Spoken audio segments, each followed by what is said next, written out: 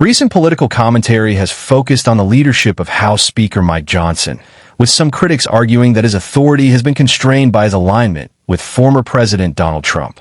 These assessments reflect the views of political opponents and analysts. There is no formal measure ranking speakers by strength or independence. In recent statements on his social media platform, Truth Social, Trump publicly criticized Johnson, prompting further discussion about the dynamics within the Republican Party. Observers note that internal disagreements among House Republicans, as well as public opinion polling ahead of the midterm elections, have contributed to heightened tensions, although interpretations of polling data vary.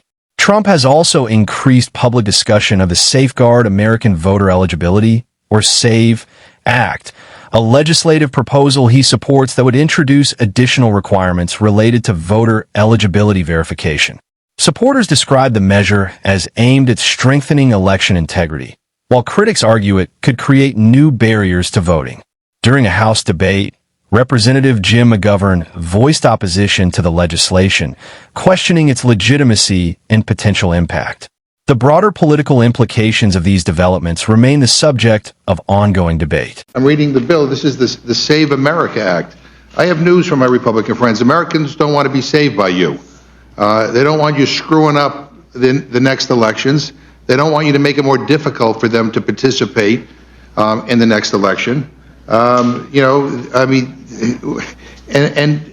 they certainly do not want to have states' voting rolls turned over to Kristi Noem, who right now is overseeing a government agency that is killing innocent Americans in our streets. I mean, this is crazy. So let me just start off this hearing by stating some facts. There is no widespread voter fraud in the United States of America.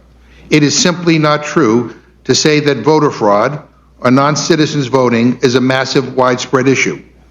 That is not to say that that our system is perfect. We face issues when it comes to cyber attacks, foreign disinformation, intimidation, and violence against election workers. Those are all important issues that we should be addressing today, but we are not. We are not. Instead, we're considering a bill that is fundamentally predicated on a lie. There is extensive documentary evidence that voter fraud, voter impersonation, and non-citizens voting is not a widespread issue. It is a myth perpetrated by people whose real goal is to suppress the rights of American citizens, citizens who are legally and constitutionally entitled to cast their ballot, and to prevent American citizens from participating in our elections. Republicans are pushing the Save America Act because they want fewer Americans to vote. It's that simple. Republicans have looked high and low to find fraud. And you know what they've found? Someone is more likely to get struck by lightning than to vote illegally. Recent political commentary has focused on former President Donald Trump's public statements and the broader debate over proposed changes to voting requirements. Critics argue that recent legislative proposals advanced by some Republican lawmakers would significantly tighten voter identification and documentation standards, describing them as restrictive. Supporters, however, maintain that such measures are intended to strengthen election security and ensure voter eligibility. Some commentators have referenced past examples of public officials using identification to vote, while others note that voting procedures and documentation requirements vary by jurisdiction and circumstance. Disputes have also arisen over claims regarding individual lawmakers' compliance with voting rules, though such allegations remain part of ongoing partisan debate. Opponents of the proposed measures contend that requiring documents such as birth certificates, passports, or additional forms of identification could create challenges for certain groups of voters, including individuals whose legal names have changed after marriage. Supporters reject the characterization that the legislation is designed to exclude specific groups, stating that the intent is administrative consistency and verification. Analysts suggest that the renewed focus on election-related legislation reflects broader political tensions as future elections approach. The long-term impact of these proposals remains uncertain, as debate continues in Congress and among the public. Vote. You know, the first time I won, but they say I didn't win the popular vote. You know I did. I won it by a lot, but they said, and so every time they'd introduce Donald Trump, who didn't win the popular vote, but he, whatever. I said, I don't ever want that to happen again. But we did, we won everything, and this is a... According to reports, former President Donald Trump, speaking at Fort Bragg, stated that he believes he won past elections and remarked that he does not want to experience another electoral defeat. The comments were delivered before a military audience and have since drawn attention from political observers. Some analysts suggest that such statements may shape interpretations of his approach to the upcoming midterm elections, although his precise intentions remain a matter of debate. At the same time, the Safeguard American Voter Eligibility, or SAVE, Act, legislation supported by Trump, has faced challenges in securing sufficient backing in Congress, according to congressional reporting. Amid these developments, Trump issued a lengthy post on his social media platform, Truth Social, in which he criticized House Speaker Mike Johnson and signaled dissatisfaction with congressional leadership. The broader political implications of these remarks continue to unfold as lawmakers debate election-related proposals and party strategy ahead of future votes. We cannot let the Democrats get away with no voter ID any longer. These are horrible, disingenuous cheaters.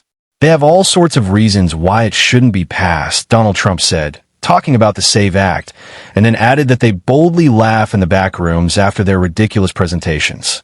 If it weren't such a serious matter, it would be considered a total joke. No voter ID is even crazier and more ridiculous than men playing in women's sports, open borders, or transgender for everyone. Republicans must put this at the top of every speech. It is a can't miss for re-election in the midterms and beyond.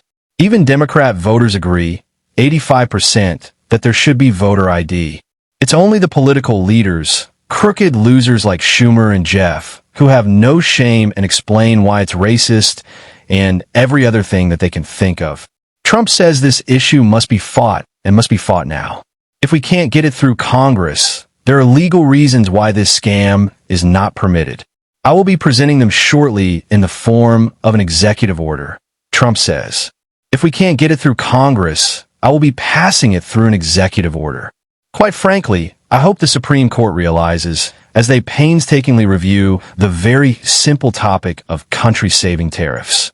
Those same tariffs that have been used by other countries against the USA to drain it of all its treasure and security for many years, and all sorts of other things that are making our country rich, powerful, and safe again, that these corrupt and deranged Democrats, if they ever gain power, will not only be adding 2 states to our roster of 50 with all of the baggage. They're 2, but will also pack the court, and the total amount of Supreme Court justices will be 21. This is their dream. It sounds like a great dream to me, actually, which they will submit easily and rapidly when they immediately move to terminate the filibuster, probably in their first week or sooner.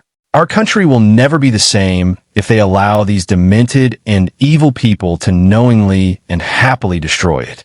Thank you for your attention to this matter.